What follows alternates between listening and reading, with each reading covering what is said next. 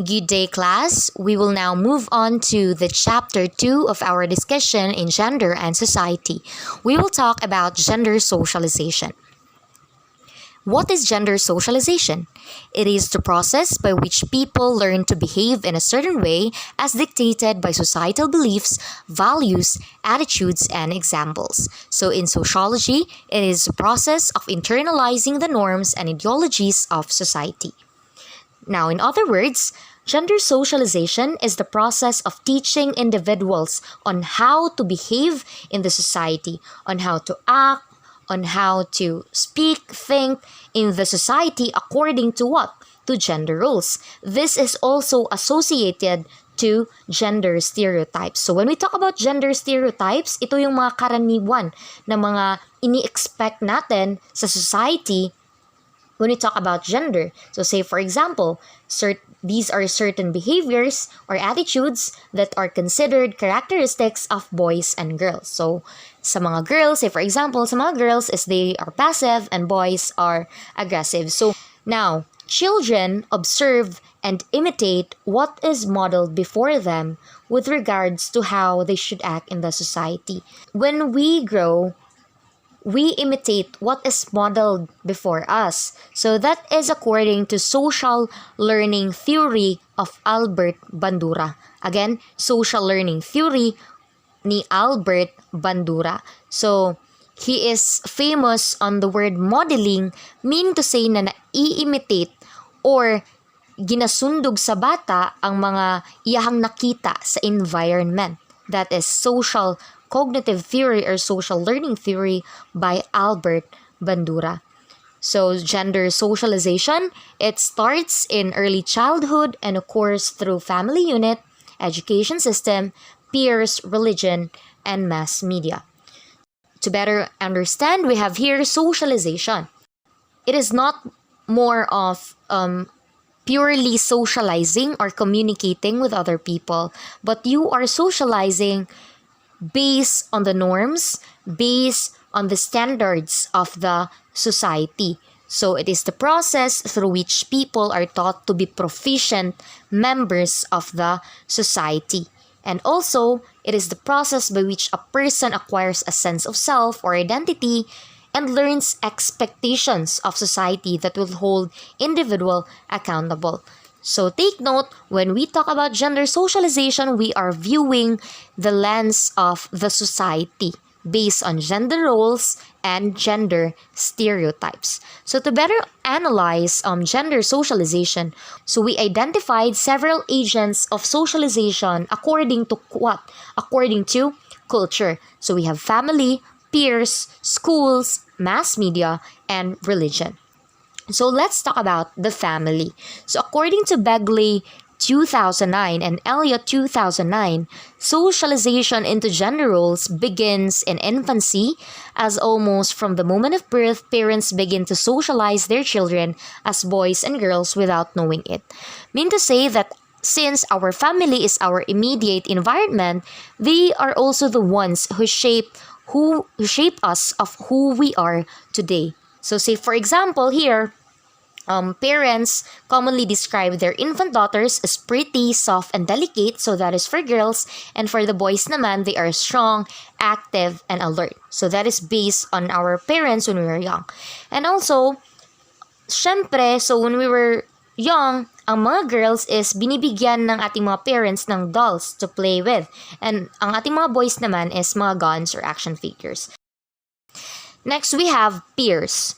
So peer influences also encourage gender socialization. By how? So say for example, sa mga boys, peers when we talk about peers is yung mga kaibigan, not kaibigan. So again, kaibigan natin, mga kaibigan, mga friends. So boys tend to play sports and other competitive team games. So say for example, basketball and volleyball and also soccer and different mga team sports. So, karaniwan na mga nilalaro ng mga boys. And sa mga babae naman, more on smaller group lang. So, such as jumping rope, Chinese garter, hopscotch, and the like. When we talk about the values in sports, boys, they encourage competitiveness, and sa babae is more on cooperation. Again, sa boys, they are more on competitiveness, and sa girls naman, they are more on cooperation. Next, we have the school. Sa school naman, nare-reinforce yung gender roles and stereotypes by how? In the school, teachers encourage the girls to take home economics or humanities courses. So, ano man itong home economics? So, home economics include what? Nail care, cookery, bread and pastry, housekeeping, yung mga pangbabae talaga. And yung mga boys naman is more on pa-bright sila. Yung mga math and sciences, because the society believes that the boys are more intelligent than girls. So again, we are viewing the lens of society in gender socialization. Next naman, according to Sadker and Sadker 1994, mas ginahatagan og priority to express their ideas ang mga lalaki kesa sa mga babae. So as what Sadker and Sadker 1994 said, teachers interrupted girls more than the boys. So they gave more opportunities to the boys than the girls. Also, when it comes to breaking the rules, according to Ready 2001, so boys are permitted to have a greater degree of freedom than the girls. So, di ba? So, when we were in high school, kung makita natin na nagka-cutting yung mga boys, so normal na lang. But if ever yung mga babae ang nagka-cutting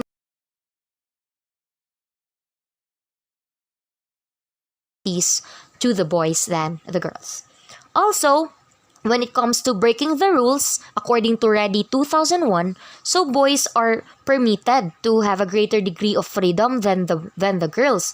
So, di ba? So, when we were in high school, kung makita natin na nagka-cutting yung mga boys, so normal na lang. More gina-normalize na lang. But if ever yung mga babae ang nagka-cutting, di ba lain kaayo siya paminawon.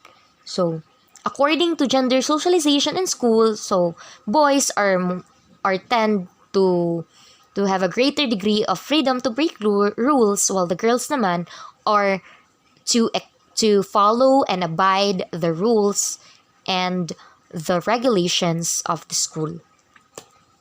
Next, we have the mass media. According to Dow and Wood 2006, gender socialization occurs through the mass media. So, say for example, in the children's television, so makikita natin that there are major characters of male in the SpongeBob SquarePants, no? So, si Patrick, ang kaniyang best friend, it's a boy, Squidward also, and Eugene the Krabs. Ano pa ba yung mga television shows na more on ang major characters nila is male?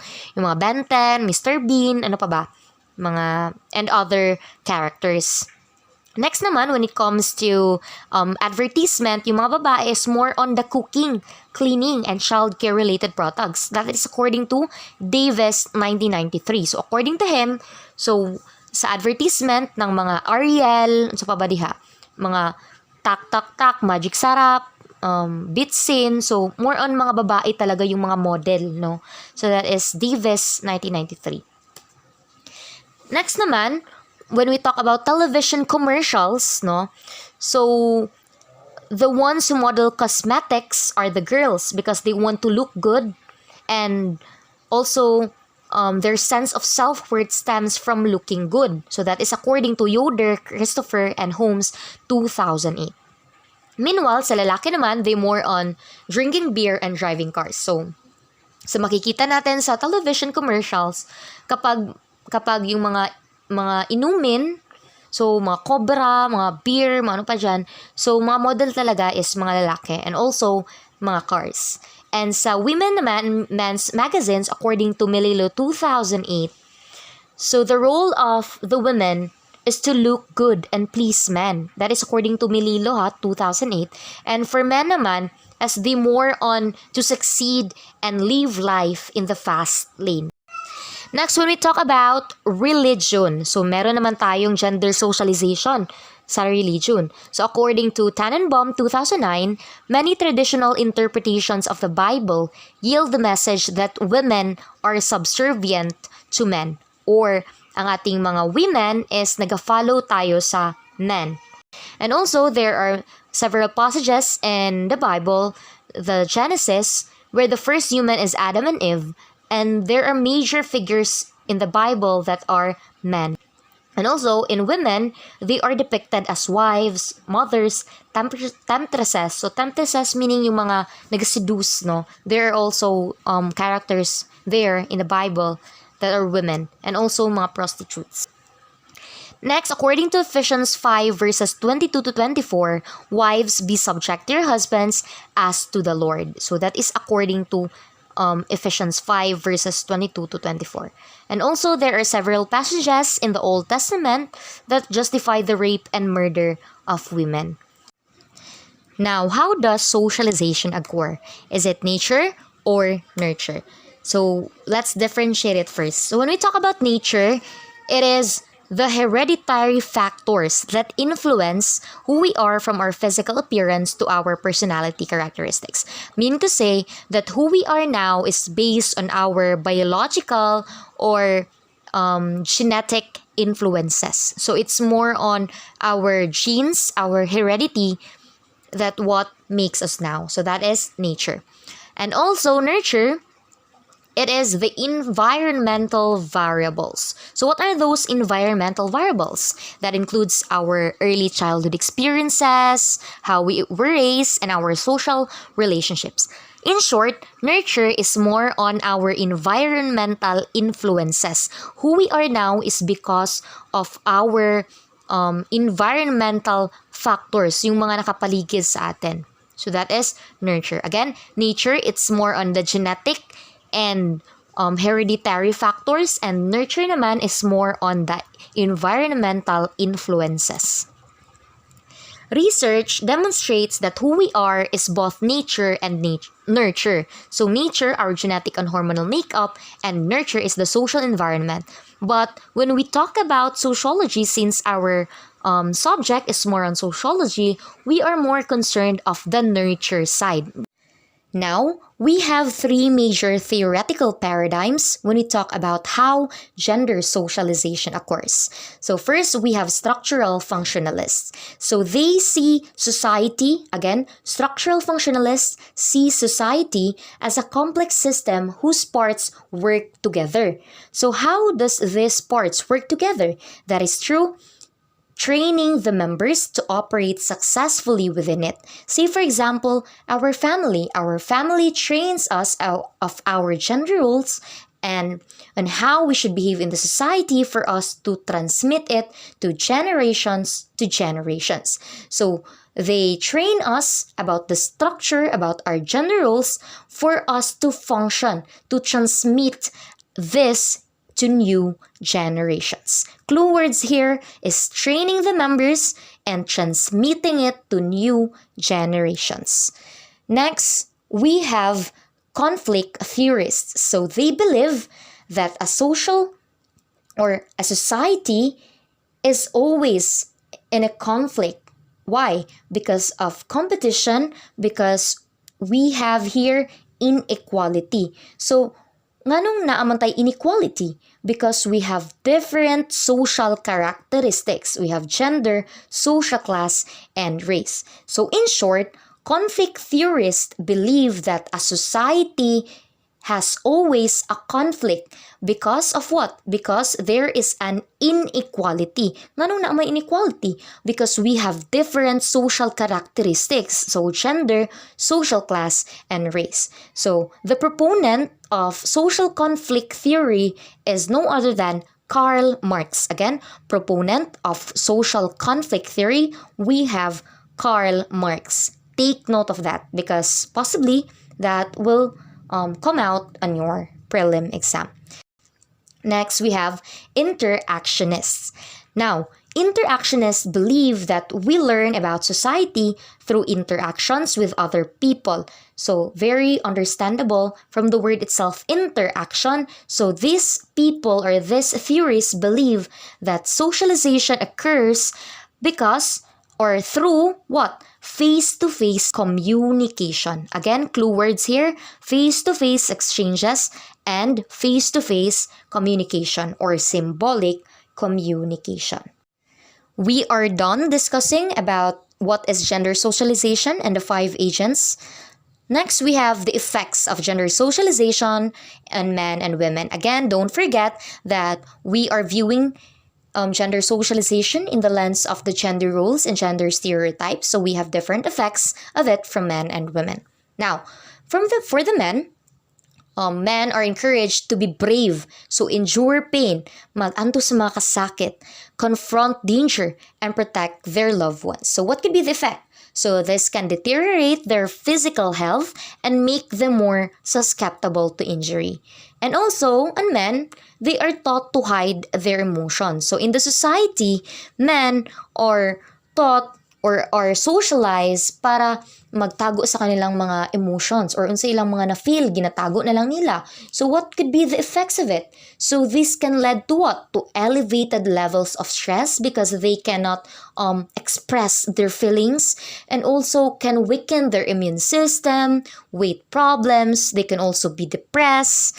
They have sleeping disorders, and sometimes dinadaan na lang nila sa inuman. So they are more on shrinking and strenuous exercises. Ang uban kay gina-gym na lang na nila. So we are talking about the physical health here. And also this can lead to mental issues also, no? When we cannot express ourselves fully in the society because of gender socialization. Next, we have the effects of gender socialization on women naman tayo. So, women are socialized to be responsible, nurturers, and caretakers. But when we say women in the society, so we term women as responsible, mga responsable. They are nurturers, mga ngalaga, and caretakers. They are more on taking care of other people. So what could be the effect, no?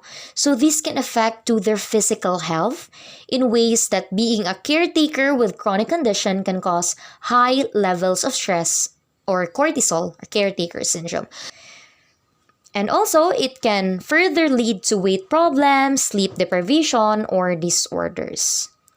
Next, women worked hard during day jobs and take care of their children when they come home. This is very true, no? And this is also observable in our homes. So what could be the effect when women are busy working and taking care of their children? It can affect their physical health because they have no time taking care of themselves because they are busy taking care of other people and their families. Alright, that's the end of the chapter 2. Thank you so much for listening, and I do hope that you have learned something from our discussion today. Thank you so much.